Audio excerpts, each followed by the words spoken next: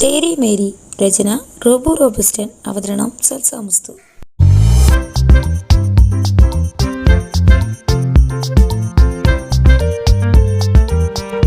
ഞങ്ങളെ മാറി മാറി നോക്കുന്നു എന്നല്ലാതെ മറ്റൊന്നും അവളുടെ ഭാഗത്തു നിന്നും ഉണ്ടായില്ല. നിങ്ങൾ സംസാരിക്ക്, ഞങ്ങൾ പുറത്തുണ്ടാവും. അവൾ കരയുന്നത് കണ്ട് നിൽക്കാൻ പറ്റാത്തത് കൊണ്ടോ എന്തോ അത്രയും പറഞ്ഞ് റയൻ പ്രോ ബാക്കിയുള്ളവരെയും വിളിച്ച് പുറത്തിറങ്ങി. ഇപ്പം ഞങ്ങൾ മൂന്നും റയൻ മാത്രമേ ഉള്ളൂ. അവർ പോയതും ഇത്രയും നേരം പിടിച്ചു നിന്ന സങ്കടമെല്ലാം അവളെ കെട്ടിപ്പിടിച്ച് കരഞ്ഞു തീർത്തു.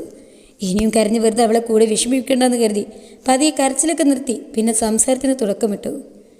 നീ എന്തുകൊണ്ടാണ് റീമയോടൊന്നും പറയണ്ടെന്ന് പറഞ്ഞേ? മൈൻഡൊന്ന് ഫ്രീ ആക്കാൻ വേണ്ടി റൂമിൽ നിന്ന് ഇറങ്ങി ബാൽക്കണിയിൽ ചെന്ന് നിൽക്കുമാണ് പിറകിൽ നിന്നും റിൻഷയുടെ വക ക്വസ്റ്റ്യൻ. പുറത്ത് ഗാർഡനിലിരുന്ന് സീരിയസ് ആയി ചർച്ചയിലാണ് ത്രിമൂർത്തീസും നിരഞ്ജനും.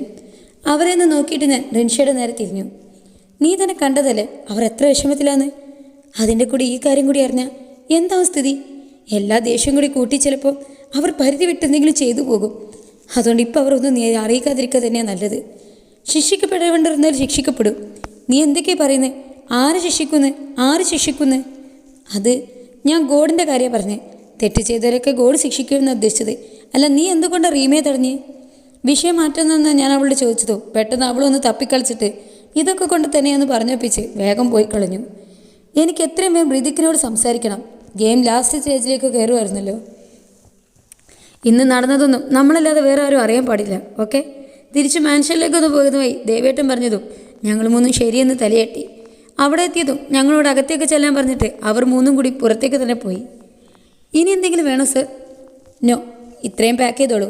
ഞാൻ പറഞ്ഞു. അയാൾ വേഗം ഞാൻ സെലക്ട് ചെയ്ത് വെച്ചതൊക്കെ പാക്ക് ചെയ്തു.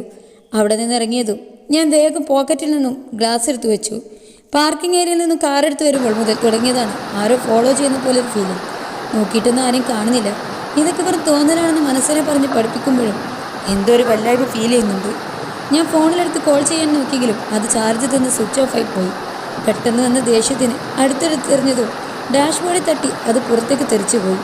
സ്വയം ബ്രാഗ് കൊണ്ട് വണ്ടി നിർത്തി എടുക്കാൻ നോക്കിയതും അതിൻ്റെ മുകളിൽ കൂടി ഏതോ അവന്മാർ വണ്ടി കയറ്റി ഇറങ്ങി. അവന്മാരെ ചീത്തയും വിളിച്ച് തിരിച്ചു പോയി വണ്ടി കയറിയുള്ള ദേഷ്യം മുഴുവൻ ഡ്രൈവിങ്ങിൽ തീർത്തു. ഓൾമോസ്റ്റ് 1 അവർ എന്തുകൊണ്ട് ആൾതാമസമുള്ള പ്ലേസിൽ നിന്നും ഇപ്പം ഞാൻ താമസിക്കുന്നിടത്തേക്ക് ഇനി എന്തായാലും അധിക നാൾ ഇങ്ങനെ ഒളിച്ചു താമസിക്കേണ്ടി വരില്ല. മറിഞ്ഞിരുന്ന് കിങ് ആൻഡ് ക്യൂങ് നേരിട്ട് കളത്തിലിറങ്ങാൻ പോകുമല്ലേ. ഇനി ആരൊക്കെ അവശേഷിക്കുമെന്ന് നമുക്ക് കാണാം. കാർ ഷെഡിൽ പാർക്ക് ചെയ്ത് ഷട്ടർ ക്ലോസ് ചെയ്ത് ഓരോന്ന് മനസ്സിൽ പണക്കുകൂട്ടി അകത്തേക്ക് കയറിയതും എന്തോ വീണ് പൊട്ടുന്ന സൗണ്ടാണ് കേട്ടത്. ലൈറ്റ്സ് ഓഫ് ചെയ്തുകൊണ്ട് ഒന്നും ശരിക്കും കാണാൻ പറ്റുന്നില്ല. പുറത്ത് നല്ല കാറ്റടിക്കുന്നത് കൊണ്ട് ജനലുകളൊക്കെ ശക്തിയിൽ അടിയുന്ന ശബ്ദവും കേൾക്കുന്നുണ്ട്. കാലം തെറ്റിയുള്ള കാറ്റും മഴയും എല്ലാം കൂടി കൂട്ടി വായിക്കുമ്പം ആകെ ഒരു ബാഡ് ഫീലിംഗ്. കയ്യിലുള്ള കവേഴ്സൊക്കെ ടേബിളിൽ വെച്ച് ഞാൻ ലൈറ്റ് ഇടാനായി തിരിഞ്ഞതും മിന്നലിൻ്റെ വെളിച്ചത്തിൽ കണ്ടു ആരോ ജനലിനടുത്ത് നിൽക്കുന്നത് പോലെ. അത് കണ്ടപ്പോൾ തന്നെ കുനിഞ്ഞു സോളിൽ നിന്നും ഗണ്ണെടുത്ത് ആ രൂപത്തിൽ നേരെ ചൂണ്ടി ലൈറ്റ് ഇടാനായി സ്വിച്ചിനടുത്ത് നീങ്ങിയതും ആരോ എൻ്റെ കയ്യിൽ നിന്നും ഗൺ ചവിട്ടി തെറിപ്പിച്ചു. ആരാടാ നീ? അയച്ചു വിടടാ എന്നെ, വിടാൻ. ആരാണെന്ന് അറിയിച്ച് തരാടാ. അതിനു വേണ്ടി തന്നെയല്ലേ ഞങ്ങളിങ്ങ് വന്നത്. ലൈറ്റ്സ് ഓൺ ചെയ്തുകൊണ്ട് ത്രിമൂർത്തീസ് ഇഷാമിൻ്റെ മുന്നിലേക്ക് വന്നതോ അവനാകെ വെട്ടി വിയർക്കാൻ തുടങ്ങി. എന്താ ഇനിയൊന്നും പറയാനില്ല നിനക്ക്? അതോ ഞങ്ങളെ കണ്ടപ്പോൾ പറയാൻ വന്നതന്നെ വീങ്ങിക്കളഞ്ഞോ? എന്താ നിങ്ങൾക്ക് വേണ്ടത്? എന്നെന്തിനാ പിടിച്ചു വച്ചിരിക്കുന്നത്? അരെ വാ, കേട്ടോറയോ? പാവം, അവനറിയില്ല നമ്മൾ എന്തിനാ അവനെ പിടിച്ചു വച്ചിരിക്കുന്നതെന്ന്. ഷോ, എന്തൊരു കഷ്ടമാണല്ലേ. നിനക്കറിയില്ലടാ ഒന്നും. എന്നാൽ അതൊന്നും അറിയിച്ചു തന്നിട്ടുള്ളൂ ബാക്കി കാര്യം. അതും പറഞ്ഞ് റയാൻ ടേബിളിലിരുന്ന ബിയൻ ബ്രെഡ് എടുത്ത് അവൻ്റെ തലക്കെട്ട് പൊട്ടിച്ചിട്ടു. ബാക്കിയിട്ട പീസെടുത്ത് അവൻ്റെ കാലിലേക്ക് കുത്തിയിറക്കി. മറിഞ്ഞിരുന്ന് കിങ് ആൻഡ് ക്യൂങ് എന്ന് നേരിട്ട് കളത്തിലിറങ്ങാൻ പോകുമല്ലേ. ഇനി ആരൊക്കെ അവശേഷിക്കുന്നേ നമുക്ക് കാണാം. കാർ ഷെഡിൽ പാർക്ക് ചെയ്ത് ഷട്ടർ ക്ലോസ് ചെയ്ത് ഓരോന്ന് മനസ്സിൽ കണക്ക് കൂട്ടി അകത്തേക്ക് കയറിയതും എന്തോ വീണ് കൊട്ടുന്ന സൗണ്ടാണ് കേട്ടത്. ഇപ്പം എന്തേലും പിടികിട്ടിയോ മോനെ? അതാ ഇനി ഞാൻ ഓർമ്മിപ്പിക്കുകയാണ് ഒന്ന് ചോദിച്ചു. ആ പീസ് കുറച്ചും കൂടെ കുത്തിയിറക്കിയതും അവൻ വേദന കൊണ്ട് അലറി. നിനക്ക് എന്നെ ഒന്നും ചെയ്യാൻ പറ്റില്ല. അതുപോലെ ഇവിടെ നിന്നൊന്നും ജീവനോടെ പോവില്ല. വേദന കടിച്ചു പിടിച്ചുകൊണ്ട് അവൻ പറയുന്നത് കേട്ട് ത്രിമൂർത്തീസ് ഒന്ന് പുച്ഛിച്ചു. ഇവനെക്കൊണ്ട് ഈ സിറ്റുവേഷനിൽ കോമഡി പറയാൻ എങ്ങനെ കഴിയുന്നതാ നിനക്കൊക്കെ? അപാരം തന്നെ. അവൻ സീരിയസ് ആയി തന്നെ പറഞ്ഞതാ. കുറേ അവന്മാരെ കാവലിന് വെച്ചിട്ടില്ലേ? അവന്മാരെക്കാവ് ഉദ്ദേശിച്ചത്. അതോർത്തില്ല. വിളിക്കടാ, നീ കാവലെ വെച്ചിരിക്കുന്ന എല്ലാത്തിനും വിളിക്ക്, ഞങ്ങൾ വെയിറ്റ് ചെയ്യാം. ഇഷാമിനെ ഫേസ് ടു ഫേസ് വന്നുകൊണ്ടിരുന്ന് ദൈവം പറഞ്ഞപ്പോൾ തന്നെ അവന്മാരുടെ കാര്യത്തിൽ തീരുമാനമായെന്ന് അവന് ബോധ്യമായി. നീ എന്നെ കൊന്നിട്ടൊരു ഗുണവുമില്ല. നീയൊക്കെ തേടുന്ന ശത്രു നിൻ്റെയൊക്കെ കുടുംബത്തിൽ തന്നെയുണ്ട്. അതുകൊണ്ട് എന്നെ കൊന്ന എല്ലാം തീരുമെന്ന് നീയൊന്നും വിചാരിക്കണ്ട. തമാശ, എഗെയിൻ തമാശ. നിനക്കിതൊക്കെ എങ്ങനെ സാധിക്കുന്നടാവേ? ഒന്ന് വ്യക്തമായി മനസ്സിലാക്കാതെ ഞങ്ങൾ ഈ പരിപാടിക്ക് ഇറങ്ങിത്തിരിക്കുന്ന് നിനക്ക് തോന്നുന്നുണ്ടോ?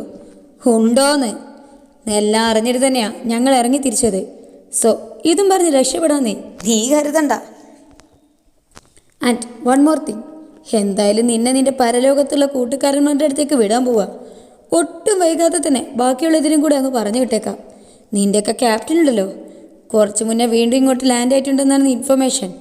സോ എന്ന് പറഞ്ഞ് നീട്ടിക്കൊണ്ട് ചെയറിന് പിന്നിൽ നിന്നും സ്ലെഡ്ജ് ഹാമർ എടുത്ത് റയാൻ്റെ കയ്യിലേക്ക് കൊടുത്തതും ഇഷാം ഒരു തരം പേടിയോടെ അവരെ മാറി മാറി നോക്കി. പലതും ഓർമ്മ വന്ന് കാണൂലേ ഇത് കണ്ടപ്പോൾ? ഇതൊക്കെ കൊണ്ടല്ലേ നീ അവരെ ഉപദ്രവിച്ചേ? സോ ആ വേദന എന്താന്ന് നീയും അറിയണം. ആ ദേഷ്യത്തോടെ ദേവൻ പറഞ്ഞിട്ട് റയു ഒന്ന് നീട്ടി വിളിച്ചതും റയാൻ ദേവനെ ഒന്ന് നോക്കി കയ്യിലിരിക്കുന്ന ഹാമർ ഇഷാമിന് നേരെ വീശി. തുടരും. ബാക്കി അറിയാനേ ചാനൽ സബ്സ്ക്രൈബ് ചെയ്യുക, തൊട്ടപ്പുറത്തുള്ള ബെല്ലൈക്കൺ കൂടെ പ്രസ് ചെയ്യുക. ഇൻഷാല്ലാ വീണ്ടും കാണാം. Signing out. Thank you for watching. Bye bye.